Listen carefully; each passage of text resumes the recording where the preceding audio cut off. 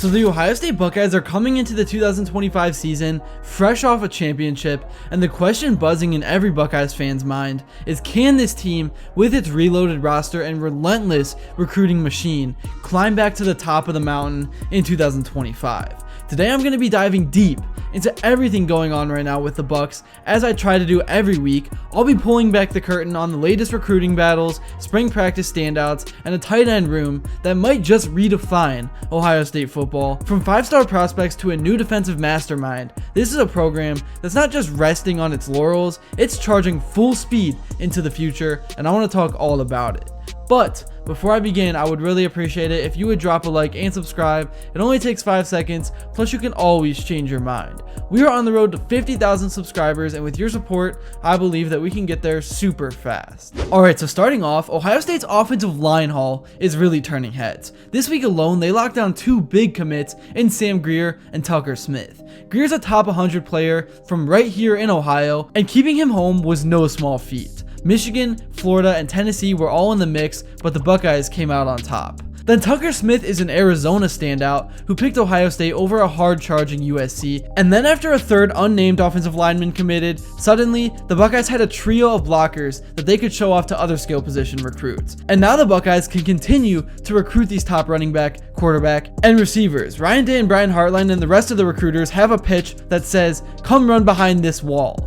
We're building something special, and with the national championship feeling still pretty fresh, the recruiting momentum could snowball into something unstoppable over the next 4 to 5 years. This past weekend and next weekend, Columbus is a recruiting hotspot. Carter Meadows, a 5-star prospect out of Gonzaga High School in Washington, D.C., is rolling into town. This guy's one of the most coveted players at the point of attack, and he's got a 3.9 GPA, meaning Ohio State needs to wow him off the field as much as it does on the field. And Michigan does check a lot of boxes for him, but Ohio State's had serious success pulling elite talent from the DMV area, which of course is D.C., Maryland, and Virginia, if you don't know the lingo. So this visit could be huge. Then there's Blaine Bradford, the number 2 safety per On3, who's back in Columbus this weekend. LSU's trending on the On3 RPM, but Ohio State and Texas are lurking, ready to steal him from Baton Rouge. He's raved about the Buckeyes culture and coaching, so this visit really could shift the tide if it goes well, which I'm assuming it would. Now moving on, let's talk tight end, which is a position I for some reason do not talk about a lot when it comes to my coverage of the Buckeyes. So let's start with Max Clare, who was the top recruit of his class at the position, and I have to give a shout out to Ohio State football at Buckeye Huddle for this take, but here is the deal with him. Yeah, no, he was complimentary to the guys that I kind of assumed were coming back, if that makes sense. He's a different kind of tight end than, the veterans in the room, like, Will and Bennett and Jelani, and those guys coming back. I thought his skill set, he's, how they used him at Purdue, he showed some things on film that might complement what we already have in the room and really make us a pretty whole unit. Max Clare had 51 catches last year. He had 600 yards, and that proves that he is good at football. That is covered. So now let's hear what was said about what he brings in terms of skill set to the Buckeyes. Yeah, route running was certainly one of them, and I think he's got a lot of skills. Perimeter blocking and inline he's pretty good, but yeah, definitely as a receiver, he's pretty polished. So getting 51 catches with Purdue last year to me proves everything about this guy, because let's face it, Purdue is not really a good football team. They did not have a talented offense at all, to say the least. And now that he will be joining this offense that is loaded with weapons at all positions, even the second and third stringers are probably better than what Purdue has. This is just such an entirely different situation that is going to create so much more opportunity, at least I would think. And I do feel bad for schools like Purdue because it has just become impossible to keep talent. And I think in a few years it will be completely impossible. And that is why I think college is going to turn into 2 separate leagues, one for the big schools and one for the smaller.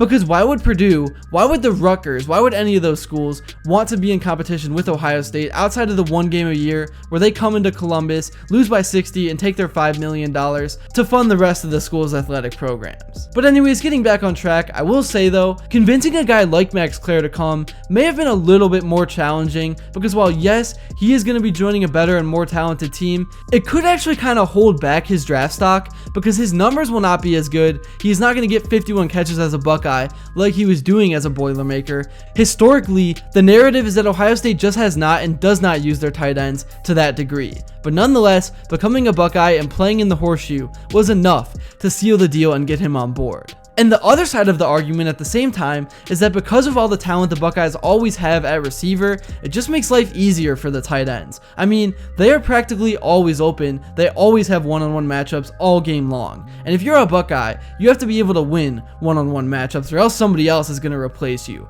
And back in the Marvin Harrison Jr. days, guess who was actually second on the team in targets? Yeah, it was Cade Stover. So that part of things can be enticing, and it seems like Cade Stover is starting to find his footing in the NFL as well, which is great for the Buckeyes' sake in recruiting future tight ends while being viewed as a wide receiver university. And it was actually Lathan Ransom and Caleb Downs that helped make this whole Max Clare thing happen, because they harped to the coaching staff how tough he was to defend and how he stood out to them. And Keenan Bailey kind of had a laugh and smiled about it in one of his interviews when someone brought up how Downs and Ransom wanted credit for that recruitment. I feel like that really is a big thing that does go on and will always go on at all levels though. Even if it does seem funny, defenders and teams altogether know which players give them fits, and especially since it was in conference, it's always good to add a guy to your team just for the fact that he will no longer line up on the opposing sideline. But again, you gotta feel for Purdue and those smaller schools. It's kind of just like the MLB. I'm not sure how many of you guys are baseball fans, but I'm a Cleveland Guardians fan,